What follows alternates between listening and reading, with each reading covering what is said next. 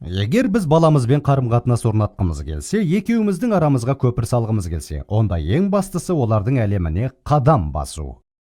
Мен әрдайым білгім келетін нәрсем, балаларыма ненің ұнайтыны, олардың немен айналысып жүргені. Өйткені өздеріңіз де жақсы білесіздер, балалардың қызығушылығы әр 6 ай сайын өзгеріп отырады.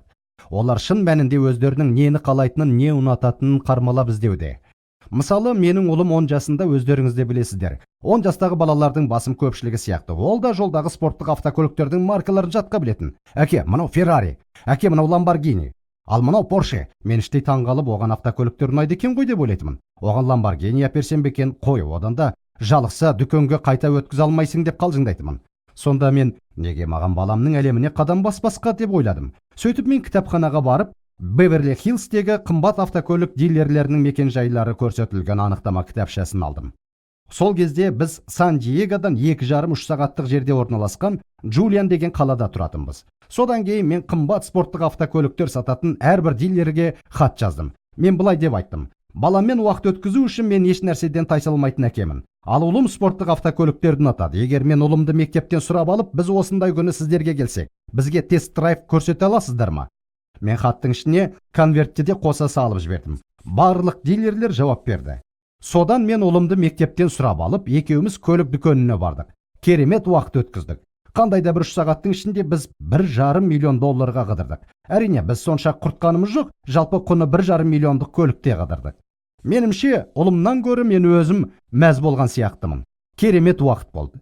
Үйге қайтып келе жатып, мен көмекшімді минивэннің тұтқасына отырғыздым да, орталық орындықты алып тастадық та, қап төсектерді жайып тастап, дилерлер сыйлаған барлық кәдесыйлар мен постерлерді қарауға кірістік.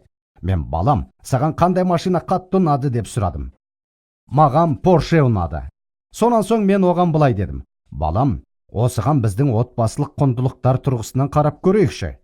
Осыған Мәсіхтің айқыш ағашта біз үшін істегені тұрғысынан қарап көрейік. Бұл маған ұлыммен материализм туралы сөйлесуге керемет мүмкіндік берді. Бірақ, мен қаншама әкелердің ызасын қоздырдым. Көшеде басқа балалардың әкелері мені тоқтатып: рахмет саған, Макдауэлл. Енді менің ұлым Феррариге мінуден басқа еш нәрсені ойламайды. Менің не деп жауап бергенімді білесіз бе? Неге саған да солай істемеске? Осы сенбіде, жексенбіде істе. Кейбір адамдардың бастары дұрыс істемейді осы.